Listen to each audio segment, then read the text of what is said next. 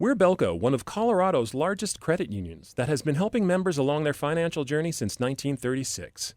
As a not-for-profit financial cooperative, we return profits back to our members in the form of higher yields on deposits, lower rates on loans, fewer fees, free ATMs, and exceptional member service.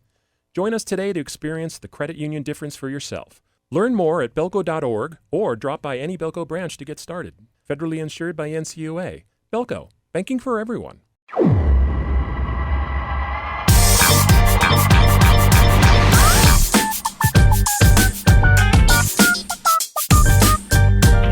Hey, welcome into the latest episode of the Show Before the Show podcast, the official podcast of minor league baseball. I logged into this call and Sam was wrapping up a sentence that ended with, and that's why Tyler is an idiot, and just kicked my day off on the right note.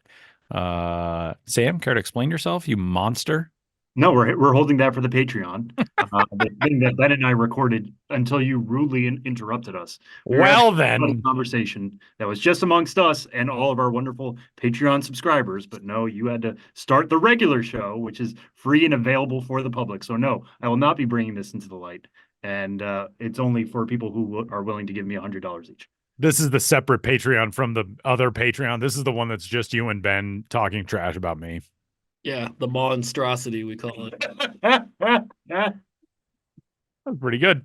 Well, those two guys in New York City are Benjamin Hill and Samuel P. Dykstra. And my name is Tyler Mon. Thanks for having us on this week's episode of the Show Before the Show, inviting us into your homes or your cars or wherever you are. You can get in touch with us, podcast at milb.com. And we talk all fun things, minor league baseball. And we got a lot coming up for you on this week's episode of the Show Before the Show. Get in touch with your questions, your thoughts, your comments, your concerns. And let's get going with kind of a unique story that kicks things off on this week's episode of the Show Before the Show, in which we have a rebrand, kind of. We have like a holdover. We have like a rebrand that's got a connecting flight from the past identity to the next identity, and that is with the AAA Oklahoma City franchise, the affiliate of the Los Angeles Dodgers, that will, in 2024, be known as the Oklahoma City Baseball Club. Benjamin Hill, please explain. Yeah, I think that is a good analogy you had there, Tyler, the connecting flight. I think 2024 for the Oklahoma City Baseball Club will be like waiting in the Charlotte airport, after flying from Orlando and trying to get back to New York City or something along those lines. But yes, the Oklahoma City Dodgers, who I believe has spent the last 9 seasons with that Dodgers name, of course, being the AAA affiliate in the Pacific Coast League of the Los Angeles Dodgers. They are no longer the Dodgers. And in 2025, they will be announcing a, quote, fresh and local new identity. In 2024, they are just going to be known as the Oklahoma City Baseball Club. It's obviously maybe not an ideal situation. There was obviously an effort made to have this identity or have a identity ready for 2024.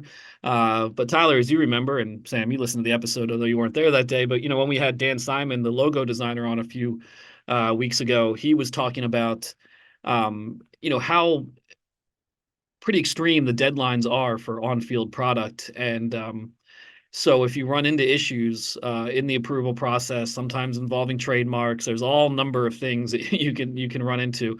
So, we don't know the specifics with that, but they kind of had to put 2020, the completely new identity, on hold for 2025, have a placeholder year as the Oklahoma City Baseball Club. And it's been interesting to see, today, the reaction, primarily what I've seen on Twitter, is this is not coming across as like, what happened? What are you doing? I think, for one, the Dodgers name in the state of Oklahoma didn't have a huge resonance, and the team remains the AAA affiliate of the Dodgers. So it's not like Oklahoma Cityans were like, what? You're not the Dodgers? We love the Dodgers. Of course, there's Dodgers fans in Oklahoma. But when they took on the Dodgers name initially, there were members of the Los Angeles Dodgers ownership group in the ownership group of Oklahoma City Club. So there was an explicit connection, not just with the affiliation, but even with the ownership group as well.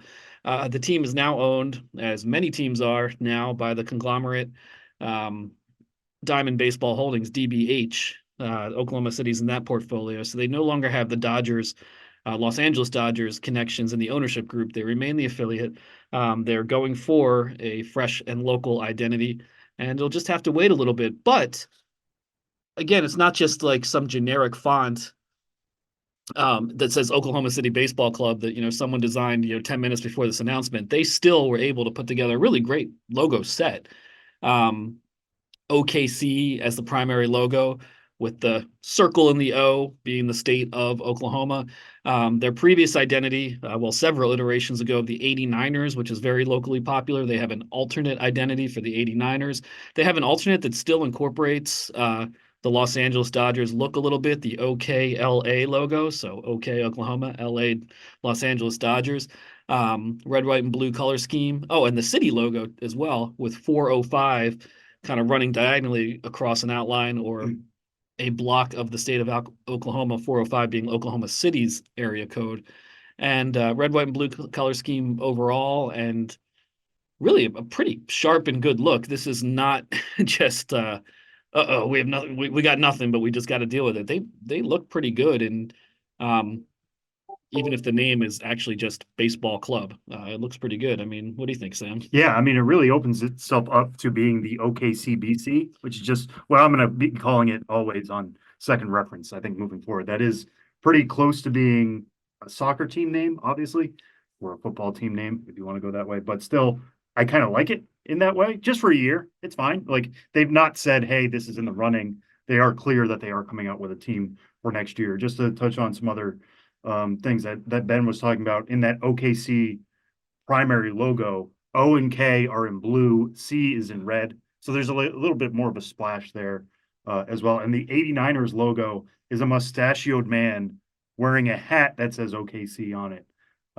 It looks a little bit like a fast food logo from like the 60s. It's got a little bit of a retro feel to it, as it kind of should. And they have 5 different uniform sets, which, Tyler, I know this is more your area of expertise.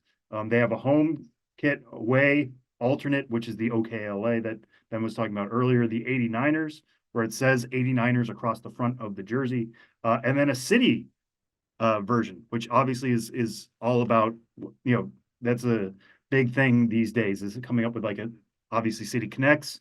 At the MLB level, this is a little bit different, but again, it says Oklahoma City across the front and has one blue sleeve and one red sleeve. So I'm sure they're going to be using that for special events. They're going to be the 89ers on Thursday nights. Every Thursday, they will be the 89ers. So there's going to be some mixing up of the look here. But, I think one of the fun things is getting to see new things across the minors. And this is definitely a new look for OKC. I have to throw out just a couple of observations here. One of which is I do think that OKC logo is really cool, and I love the use of the state of Oklahoma outline in the center of the O. The other thing that I want to throw out is that this immediately, of course, sent me to the Oklahoma City baseball reference page in search of, okay, well, what's a cool old name from the history of Oklahoma City baseball that they could go to? The very first listed minor league team in Oklahoma City via Baseball Reference was the Oklahoma City Mets from 1904. So wildly predating the New York Mets. I think they should just rename as the Mets just to confuse everybody. Just call yourselves the Mets. You're not a Mets affiliate. You're not in New York. You have nothing to do with the Mets, but you had the name first. Go for it. That's interesting. We're gonna have to look into that, or have our friend Josh Jackson do some digging. Which of these Oklahoma baseball teams? Yeah, I mean, he's just go to the microfiche, or even that's new for Josh. I mean, he just has massive archives of yellowing newspapers that basically turn to dust as soon as he touches them. But he keeps them at a temperature controlled storage vault. Exactly. But Mets, yeah, that I want to know now. Yeah, I want to know the story behind this. Is that too short for Metropolitans? I mean, I'd imagine so. I mean, but Mets could stand for other things. If Mets doesn't work, I think they should go with one of the extremely like 2000s dorky choices that were the alternates for the Oklahoma City Thunder name, which included among them Bison out. Buffalo's already got Bisons. Barons out. Birmingham's already got Barons. But the other ones were Marshalls. Not bad. Energy. Ooh. And my personal favorite, Wind. The Oklahoma City Wind. Could you have thought of a dorkier name for an NBA team than if they would have got? I mean, Thunder was pretty bad. Could you have thought? You're saying it blows. And we should highlight for That's everybody nicely who's done. top, like Wind Surge is at least 2 names. Yeah, it's a whole different thing. Wind is like, what is the logo going to be here? It's just going to be horizontal lines. Like what, wind? Come on, might as well just name them the air. The Oklahoma City oxygen mixed with hydrogen and whatever else is in the atmosphere. Nitrogen. I don't know. Oklahoma City atmosphere is. That'd be kind of cool. There's something. Cool. There's something there. That'd be kind of cool. Well, now we got to do another episode where we design a logo and its atmosphere. Last year we did the Austin Knights. Now we can do the Oklahoma City atmosphere. But the one thing that is important to note about this, as we noted, this is the stopover. This is the Charlotte airport of this rebrand. So in 2025, there will be a new identity for the Oklahoma City Baseball Club. Yeah, I think that's the primary takeaway, and that 2024 will be unique. We know there'll be some logo fiends out there who'll be actually excited about this. Because in the collections down the line, it'll be like, oh, remember this in 2024 when they were just called the baseball club? It always had that kind of cool asterisk attached to it. And beyond that, I think this pretty much ends rebranding season in terms of things really, the more major announcements. We've gone from Greensboro to Rome to Oklahoma City. And why am I blanking on the other one? The Northwest Arkansas Naturals. So those are the big 4 of this offseason, and we'll have a slew of alternate identities coming soon. But I think that'll be it for the big ones. Oklahoma City is going to be selling a whole lot of gear in this new stuff. I did like that thought that this is going to be one of those collector's item sorts of deals where it's, oh yeah, remember when Oklahoma City was that 1 year as just the Oklahoma City Baseball Club? Remember that cool logo? I have that hat. That'll be one of those things in 2024. And a guy who knows all too much about having to restock his team store's hats is going to join us coming up next. Ben, give us a tease. We got a really fun conversation coming up. Yeah, Luke Trese, merchandise manager for the Akron Rubber Ducks. He's only 23 years old, but he's been working for the team since he was in college as an intern, and now has a pretty good handle on the job. And he also has a really interesting story about a particularly difficult event that he and the Rubber Ducks went through last year in regards to their merchandise. So I wanted to talk to Luke about his career and that unfortunate event of last December 27th.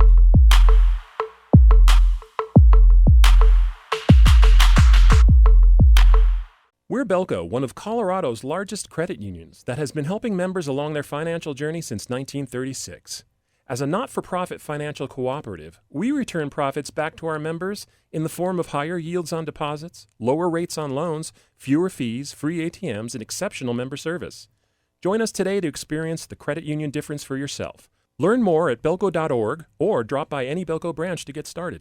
Federally insured by NCUA. Belco, banking for everyone. JamesAllen.com is the online destination to easily design a customized engagement ring and save up to 50% compared to traditional stores. You pick a diamond, whether it's lab-created or earth-created, James Allen has over 200,000 conflict-free stones. Then you pick your ring setting and metal. And if you need some help, they have real-time diamond consultations available, where an expert can walk you through it all. Get 25% off your order at JamesAllen.com, code podcast. That's JamesAllen.com, code podcast. Well, we are still in the depths of the offseason, but it is a pretty big time for minor league merchandise because minor league baseball fans,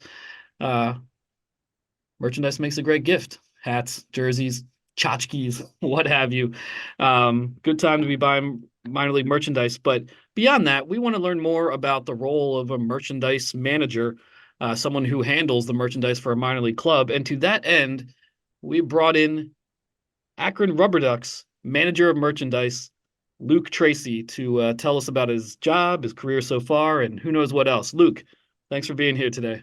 Yeah, thank you for having me. So I'm the Akron Rubber Ducks manager of merchandise. I just completed my second full-time season with the Rubber Ducks. I graduated college from the University of Akron in 2022, and then I've been in the merchandise department ever since. So I was an intern in the merchandise department in 2019, and then now I'm in charge of the department. Right. So even though you're a young guy, you've been doing this now for a number of years, going back to that internship. And that initial internship, was that a fairly random assignment? Did you just know you wanted to work in baseball and ended up there? Or did you have a specific interest, in merchandise, team stores, from the beginning? How did you end up there?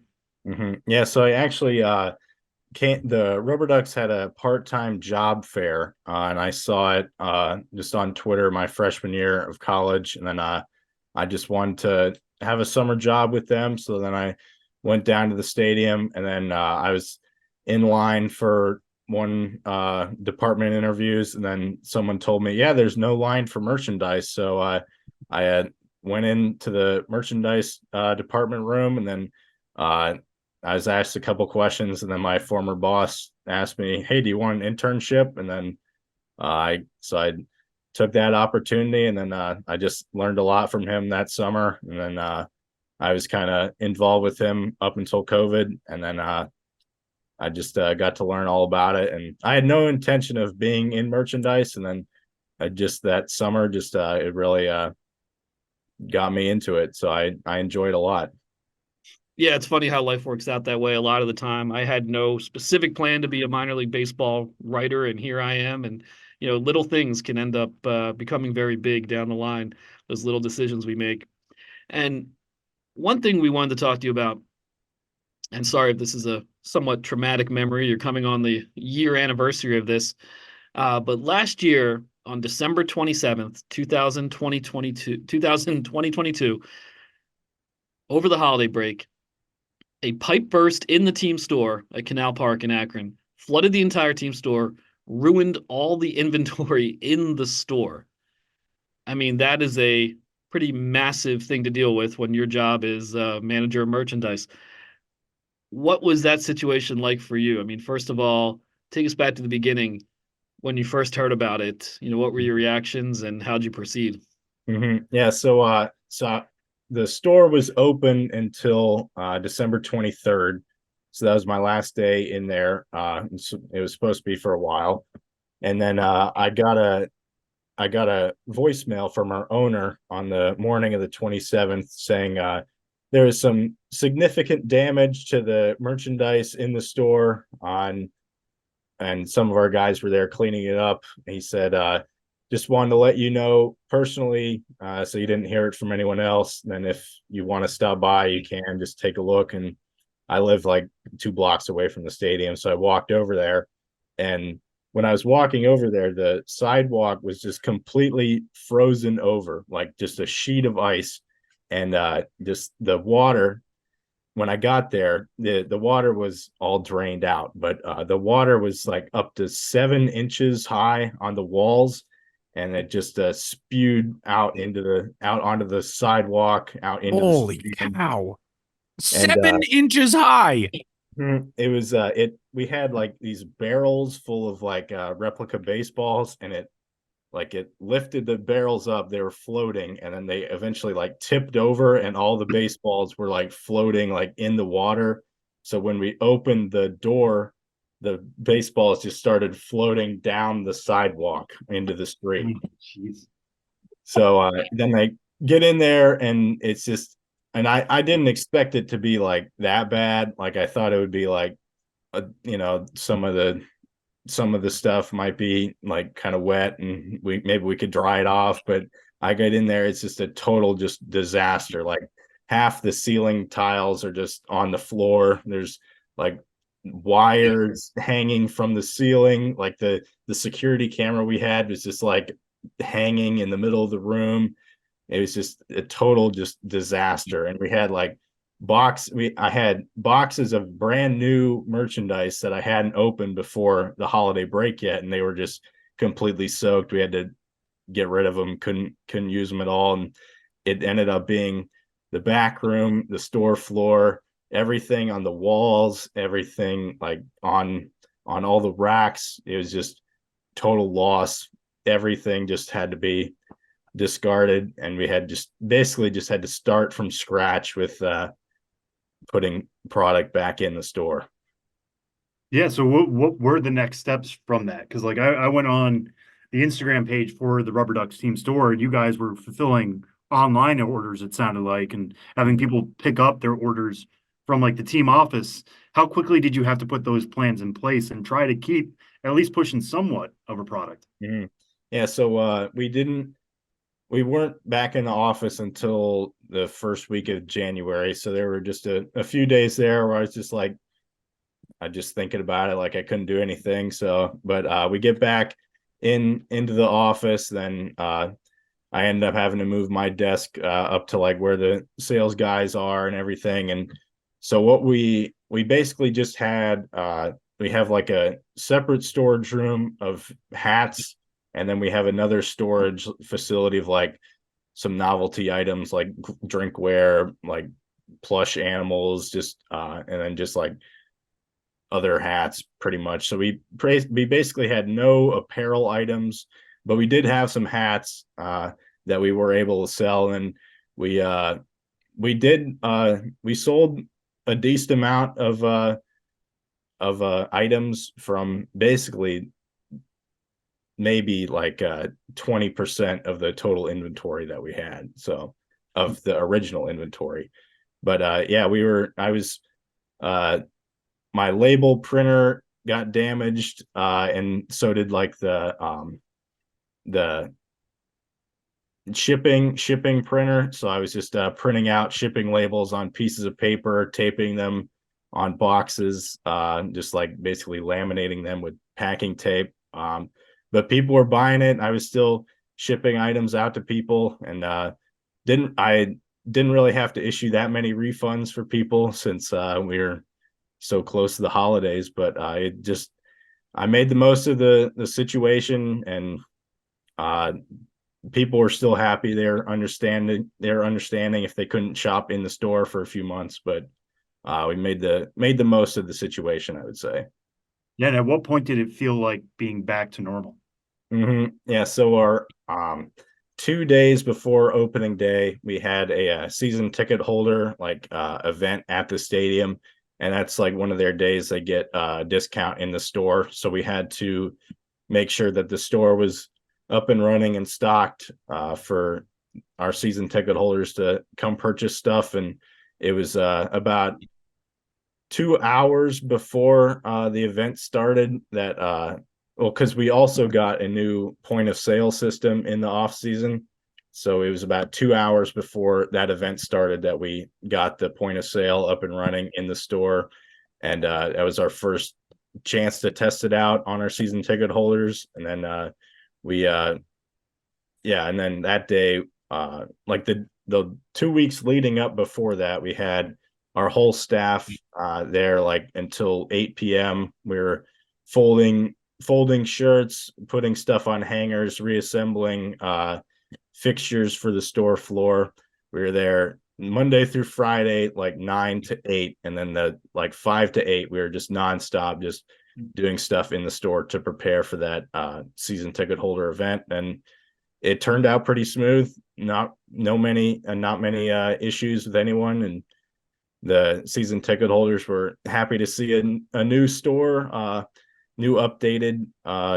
We got new flooring, new ceiling, new racks, pretty much new everything. So it was a fresh new start, and it definitely created a updating of the store that it kind of needed it. So I wouldn't call it a blessing in disguise, but it was definitely well timed for renovation. Luke, you were alerted to this flood on December 27th. Do you guys have any idea how long that pipe had been just gushing water into your store? Do you know when that burst?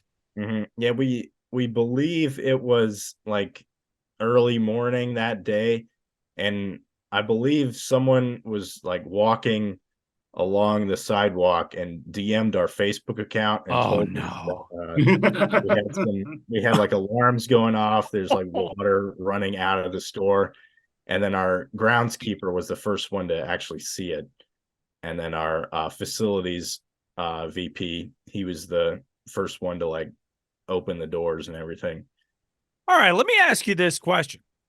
You are away from the store. It's a holiday week, and all of a sudden there's some mischief with water There's a beloved holiday film, Luke, that involves a couple of criminals who like to turn the water on when they leave the site of a burglary. Have you ruled out Daniel Stern and Joe Pesci as the wet bandits leaving their mark on Akron? Also, Luke, you're like 21, 22, 23 years old. This movie predates you by like 10 years, and that makes me very depressed.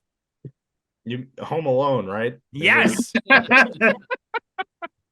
I don't think they were in the running, but maybe Okay. we could look into it, I guess. I was going to say, it's just one of those things to keep an eye on. There's always some squirrely types around looking to wreak havoc. One thing I do want to actually get your feeling on, though, is you have these moments where everybody pitches in. And there are so many of those moments in minor league baseball where a front office, you all have to pull on the same end of the rope and get something done. And very often it probably feels like, oh, there's no way that we're going to get this done.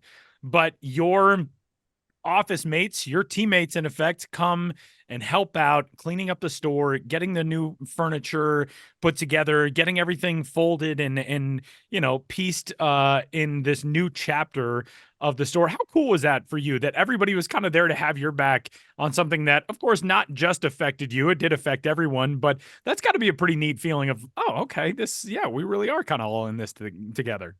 Mm-hmm. Yeah, that was amazing. We didn't start doing that until I think 16 days before that first event. And like the first day that I was able to go in there, I just started to try and put some hats on the wall, and I was in there for like 2 hours. I ended up like barely doing anything at all. And then we did it for 2 weeks, the all hands on deck with all our staff. And then it just like day after day, the first day we got fixtures in place on the store floor. Then the second day we started getting all the hangers out of our storage. Third day we filled up like all of our storage racks in the back room. Then we were putting stuff on hangers. And it was just like, after the first week, it was like we've got a good chunk of this done. And it was just awesome just to see everyone helping out. I was so appreciative of everyone. I definitely couldn't have done it myself. And it was just, every opportunity I get, I'd love to thank our staff for helping me out with that. And it was just truly just one of those great team building. Maybe not, no one really likes doing that kind of stuff, but it was definitely a great team builder that we had to do. So it's not the way you draw it up for team building, but it's good team building. Yeah, for sure. All right, Luke, one other thing that popped into my head earlier when you were kind of describing the immediate aftermath of it, you said you really just had to discard all of this product that was ruined. What do you do in that circumstance? Can you send any of that back to the manufacturers? Can you get credited for any of it? Is there insurance that kicks in, or do you literally just have to throw all this stuff away? Mm-hmm. Yeah, we didn't touch it for about like a month, honestly, just because we were talking with insurance. And then eventually, like a month later, we got the good to go from our GM. It's like the insurance will they'll cover everything that was damaged. So just take like a list of everything that got damaged, and then we'll send that over. And then I did that. And then me and I think it was 3 other guys, we took just giant trash bags into the store. At this point, it was just absolutely disgusting because we hadn't like. I was going to say, I cannot imagine the smell at that point. Yeah, the smell was horrendous. Like one of my friends, he ended up going and getting a respirator from our cleaning team and coming in there. Man, we had gloves and everything, and then we just start tossing everything into trash bags. But we weren't allowed to get rid of any of it for a period of at least 3 months, because the insurance they were able to just come anytime and like inspect the list that we sent over. Not that I don't know who would want to do that, but I mean, digging through trash bags of wet and disgusting moldy clothes. But we ended up putting, I think it was maybe 150 trash bags worth of damaged merchandise into like one of the concourse bathrooms. And those 3 months hadn't ended by the beginning of the season. So we eventually had to move all of those disgusting trash bags full of stuff, move it to a storage unit we kept in the parking lot. And then we did that like right before the season started and kept it in there for a long time. I did not go in the storage unit. I don't know. I would not want to smell that, but we just kept it there for a while, and then we eventually just had to discard it. But we did get an insurance check from it. So thankfully the city of Akron and our insurance did reimburse us for that. Yeah, and obviously that's not the only happy ending to this story. And it's that you guys got the new team store up, like you were saying earlier. It's a brand new one. It's even better than the old one. But here we sit, in December, in the middle of the holiday season. You guys set franchise records for caps, game day revenue, total annual revenue for merchandise. As we look here, we're 11 days away from Christmas. Hanukkah is ongoing. Any other reason people are buying presents right now? What has been popular this year in Akron Rubber Ducks land? Mm-hmm. Yeah, we've been very busy in the last, like, since Black Friday. I don't know if I've done much of anything else at work just besides fulfilling online orders. Like, we've been extremely busy with that. And I'd say our most popular item has been our alternate royal blue cap with a yellow rubber ducky on it, like a physical rubber duck, not our actual logo, but it's our Sunday logo. It's been popular ever since I've been in the position, and it's been by far the most popular product we've had this holiday season. As well as we have a second hat just like it, but with like a yellow bill, so it matches the logo. Those two have been flying off the shelves ever since like Thanksgiving. And then Luke, what about during games? I mean, with so many home games on the schedule, there can be different sorts of crowds for different games, Thirsty Thursday as opposed to a Sunday afternoon. Maybe there's a certain promotion for one game that brings in a certain sort of crowd. But as the season goes on, like, do you start to pick up those trends? Like, oh, it's a Sunday, we're going to be selling a lot more of this, or hey, this is a younger crowd tonight. We're going to be drinking. We might sell more of this. Do you pick up those trends and patterns during the course of the season, or kind of know what to prepare for on a game by game basis? Mm-hmm. Yeah, one of the biggest trends that I follow is basically just the weather. Like when, especially in like June, September, those kinds of games, the high temperature of the day will be 75 and the low will be maybe like 55. Those games are just total like sweatshirt, hoodies, crew necks. Those just fly out of the store. So I've been just we stock up a lot on those before those kinds of games. Like that's probably the biggest trend that I've noticed in the last 2 years. It's just people show up with just a t-shirt on, and they get, when the sun goes down in the stadium, just with all the concrete and the seats and everything, it just gets kind of cold. So people have to buy blankets and sweatshirts, hoodies. So like I'm stocking hoodies in July. Like I'm ordering hoodies all year round just for those kinds of games, and they never die out. And heading into this season, to the 2024 season, what is an item that you don't currently have at the store that you think that you would love to sell? Something you might have your eye on, or even something that might not exist yet, but what sort of thing would you like to add to the inventory that is not currently there? Mm-hmm. Yeah, people all the time ask me if we have a Rubber Ducks branded rubber duck, and we don't, because there are no licensed vendors that make customizable rubber ducks. So people always ask that.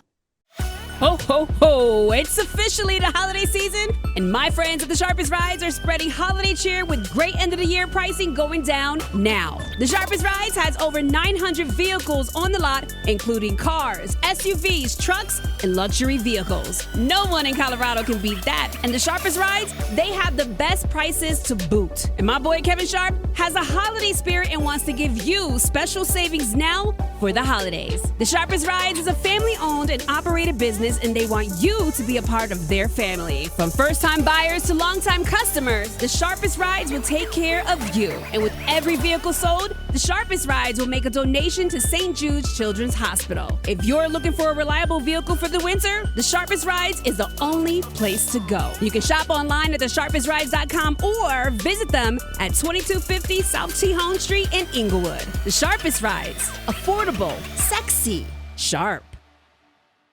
We're Belco, one of Colorado's largest credit unions that has been helping members along their financial journey since 1936.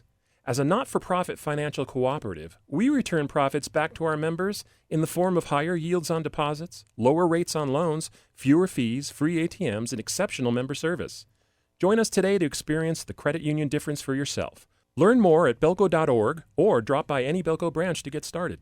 Federally insured by NCUA. Belco, banking for everyone. And we just don't have it. We have unlicensed rubber ducks, just like plain, just tons of different colors, and they're in like little outfits and everything. But we do not have a rubber ducks branded rubber duck. Wow. Yeah, that seems We like got to something figure that that out. the Ducks might want to have. Yeah. Yeah, we got to get on one of these companies. Be like, hey, have you considered the rubber duck trade? You wanted to get in on this on the rubber duck magnet? Have you wanted to the corner this market, please? Seriously. Well, hopefully we will have licensed rubber ducks at some point in the near future. But until then, I know you've got a lot of work to do sending out these orders for the holidays and, of course, getting ready for the 2024 season.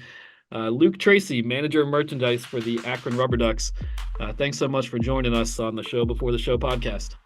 Thank you.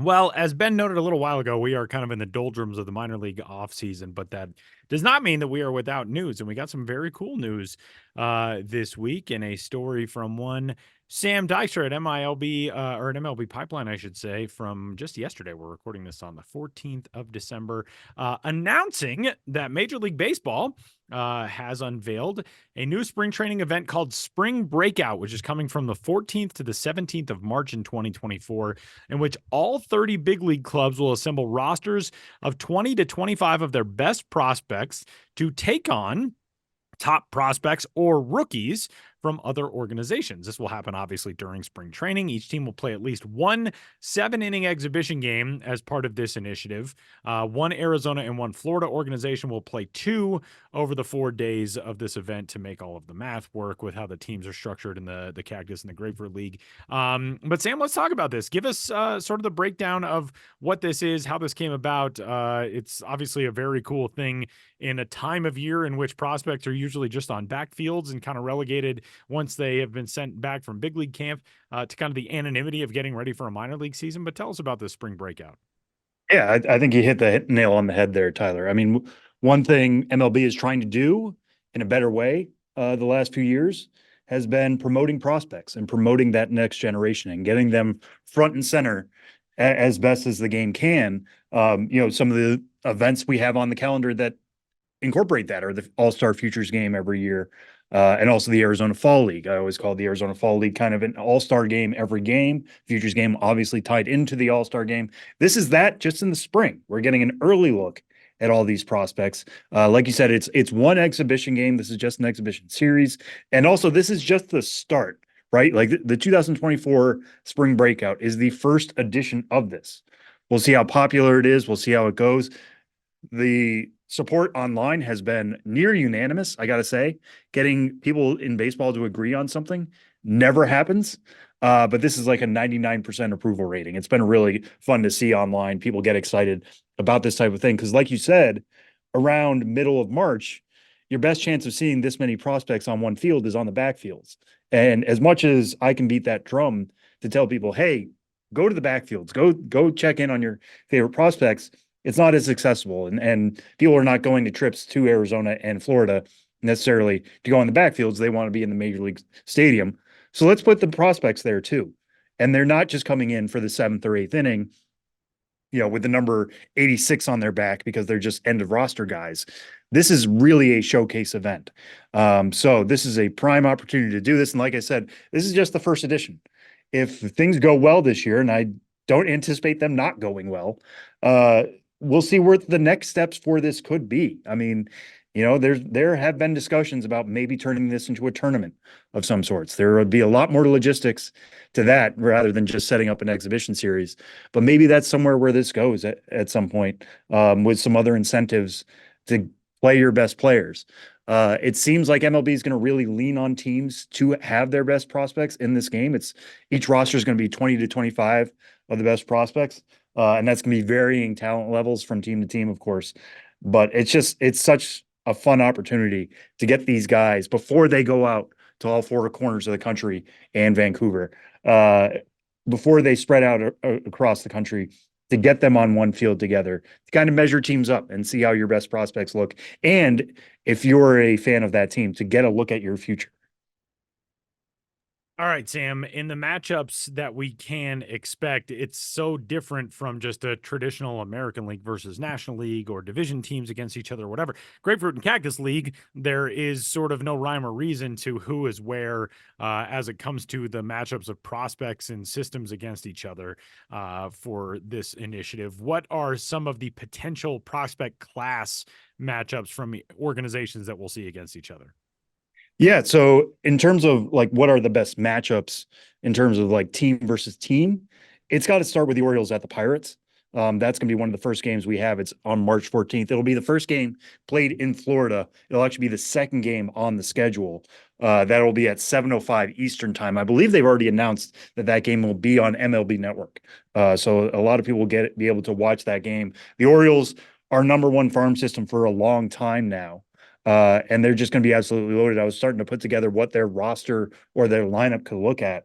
It's pretty close to a top 100 prospect everywhere. You're talking about Jackson Holliday at short, Kobe Mayo at third base, Heston Kjerstad in the outfield or at first base, Colton Cowser in the outfield, Samuel Basayo at catcher. It's a really, really deep lineup, and that would be really fun to see. You go against the Pirates, who have 4 top 100 prospects currently, including the number 1 overall pick from last year, Paul Skeens. So just think of this, Tyler, when you're envisioning what this event could be. It's the second game of Spring Breakout. Orioles at Pirates. So Orioles are batting off or leading off in the first inning. Who do they have up first? The guy we all want to see, Jackson Holliday. Who's he facing? Paul Skeens. Just imagine that matchup. The 2022 number 1 overall pick. That's pretty good. It's pretty good. Going up against the 2023 number 1 overall pick. That is a dream. That is a dream. And like you said, this is not something we would see a ton of. I know there's a balanced schedule now, but the Orioles and Pirates, 2 separate leagues, 2 different divisions. We might not see a ton of Paul Skeens versus Jackson Holliday over the next decade. We will get it if all works out well and those guys are healthy and they decide to play them in this game, which they absolutely should if schedules line up. This is something we're not going to see a ton of maybe in their major league careers, but we will see it this spring. And I love that thought. So Orioles at Pirates is my first one to watch. Just a couple others to throw in real quick. Rays at Twins on March 16th. The Rays are really loaded. As always, they're very deep. But their entire infield could be full of top 100 prospects. You put Junior Caminero at third base. You put Carson Williams, who's a Gold Glove winner in the minor leagues, at short. You put Curtis Mead at second base. I know he's a little bit more of a third baseman, but his arm makes him better at second base. And Xavier Isaac, who was a breakout prospect and their first round pick from 2021. You put him there, or 2022, excuse me. Yeah, that could be a really loaded team. And then on the Twins side, you have Emmanuel Rodriguez, who's really toolsy in the outfield. Walker Jenkins was their top pick last year at number 5. And Brooks Lee, who's trying to push for a major league debut. That's what I love about this event too, is that it's not just all major league ready prospects. You could have a single A guy playing next to a triple A guy or a double A guy playing next to a teenager. it's going to be the entire spectrum. As long as they have prospect status and they're considered talented, they're going to be on the same field. And I love that. One other one to throw out real quick is the Reds versus the Rangers. And I like that most because, and again, I'm really interested to see how teams are going to use this, but the Rangers could put Evan Carter in that game. He's still going to be a rookie in 2024. I know he was a bit of a World Series hero. Put him next to Wyatt Langford, who's going to be pushing for a spot on the Major League club. And Bruce Bochy has said he is in competition for that. That's exactly what this event should be. I mean, if you're a Rangers fan, you want those guys paired together, taking up 2/3 of your spots on the grass for a long time in Arlington. Get them together here. This is the exact type of showcase event for that. And then the Reds, loaded with infielders, but you could also have Rhett Lauder starting the game, who was their first-round pick last year. He's never faced Wyatt Langford, despite them being really good college talents, one out of Wake Forest, one out of Florida, so that would be really cool. And then top 100 prospects, Noel V. Marte and Edwin Arroyo on the dirt in the infield. That could be really special too. You keep going down the list. The idea of prospects playing against each other just gets me super excited. Speaking of that, is there anything else as far as potential individual matchups? You mentioned, maybe in some avenue of this, seeing Paul Skeens against, Jackson Holiday, something else like that. Is there anyone else one-on-one who you think we could potentially see? Yeah, I mean, one of the matchups too is the White Sox versus the Cubs. That didn't quite make my list of like top 5 games to watch, but if you're in Chicago, you're absolutely going to be watching that game. And that's Colson Montgomery versus Cade Horton. Cade Horton was a first-round pick of the Cubs in 2022. I won't say he had a breakout season last year, but certainly met or even exceeded expectations. He's got a mid-90s fastball and a wipeout slider. Colson Montgomery earns plus grades for his both hit and power tools. And one comp you consistently hear with him is Corey Seager. He's a big he's a big shortstop. He can hit the ball really hard. He bats left-handed. He's heard it a ton. We talked to him in the Arizona Fall League. He's like, yeah, I get it. I would love to be Corey Seager. So seeing those guys go up against each other is a dream spring breakout matchup. And then this isn't pitcher versus pitcher, but I like the idea of this one. San Diego and Seattle will be going up against each other in Peoria. They actually share the major league facility in Peoria, Arizona. So those two sides get to know each other pretty well on the backfields. But those two teams also have two of the best catching prospects in baseball in Ethan Salas and Harry Ford. Harry Ford, no stranger to a spotlight event. He competed in the World Baseball Classic for Team Great Britain and was also in the European Baseball Championships for Team GB. So he won't shy away from that spotlight. And Ethan Salas was maybe the breakout prospect of last year with the way he rocketed all the way up to AA just after signing in January in his age 17 season. So those are two guys you want to put front and center. The fact that they are going up against each other should be really, really interesting. Getting Salas to work with multiple Padres pitching prospects. And we've talked about this before after the Juan Soto trade. They are deeper in pitching prospects now than they were. That's a great check-in point for Ethan Salas, especially after he ended last year injured.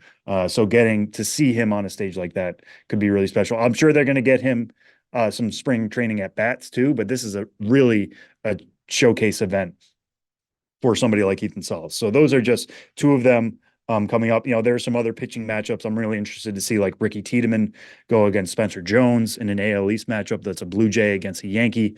Tiedemann, left-handed thrower, Jones left-handed hitter, but actually had better splits against lefties than righties. That could be really special. And Tiedemann has a mid-90s fastball, really good sweeper, and a plus changeup. So that could be a fun battle. It might be over in one pitch, but I'd love to see it go 6 or 7 just because those guys are so talented. So you can read all the details on that at MLB Pipeline, and that'll get you at least somewhat ready for, I know it's still 3 months away somehow, but it'll get you at least somewhat ready for like the first big prospect showcase of the 2024 season. Yeah, I mean, that's the thing, right? Is that like they announced this in December, so it's whetting your appetite. Like I'm champing at the bit now just to be like, I want to see this now. Why can't we just have these guys play tomorrow? Yeah, exactly. Make this a winter league. Yeah, soon enough. And like I said, this is just the start. So right now it's a 1 game each. Some teams have to play 2. Maybe it'll be more than this. So, the more support this gets, the better and bigger it can be. It's going to be a lot of fun. We will step aside, and then we're back to wrap up the show next.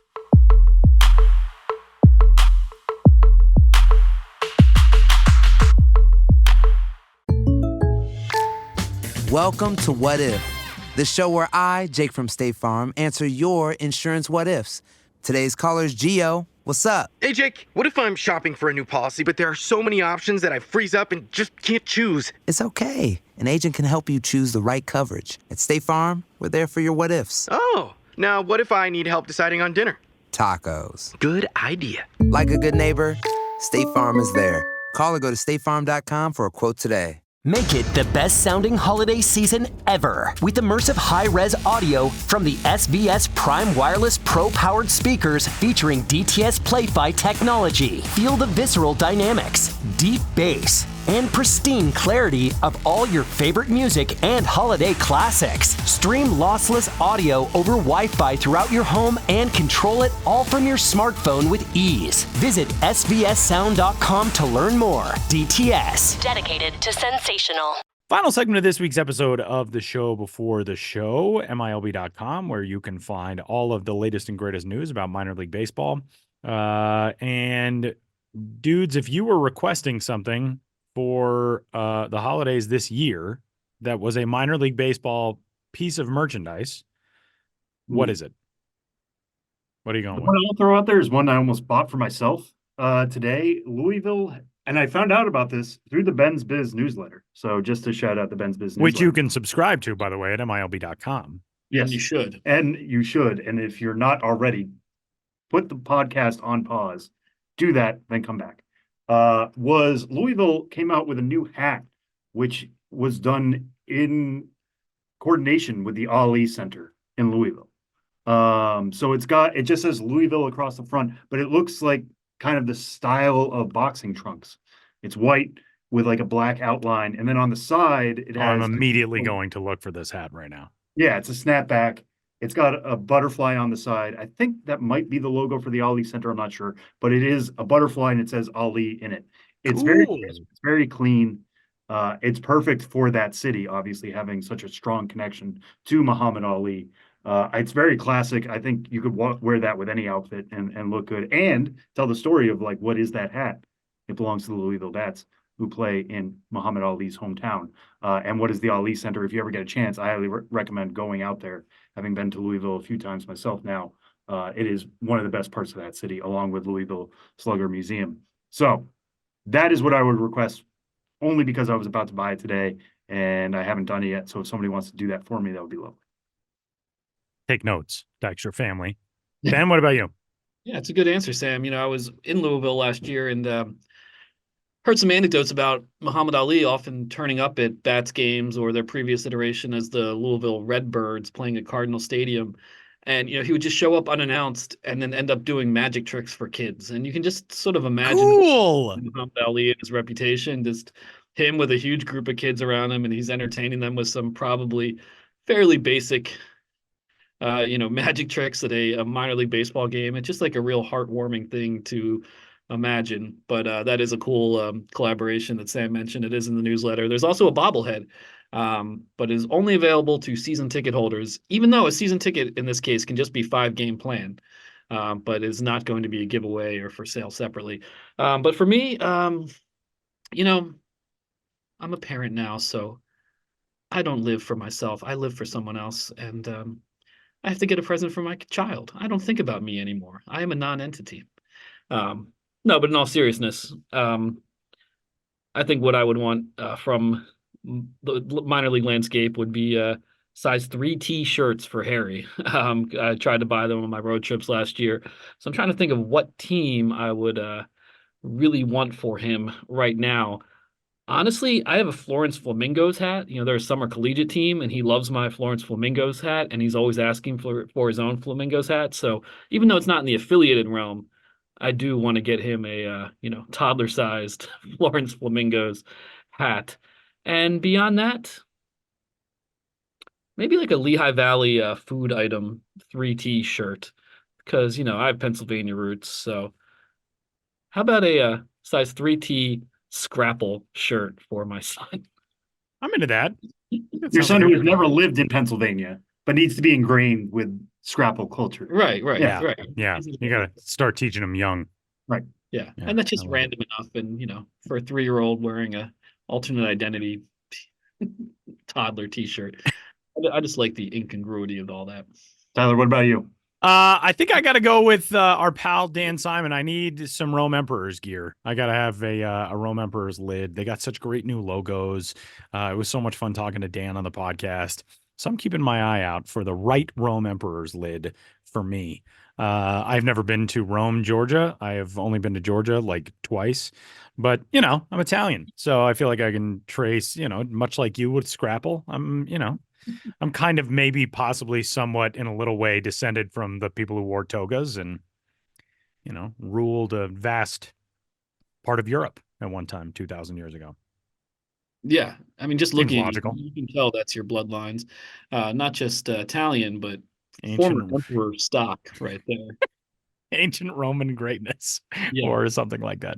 All right, well, that'll do it for this week's episode of the show before the show. Massive thanks, Luke Trese, for joining us from Akron, Josh Jackson as well, and for Benjamin Hill and Sam Dykstra. My name is Tyler Maughan. We'll catch you next week.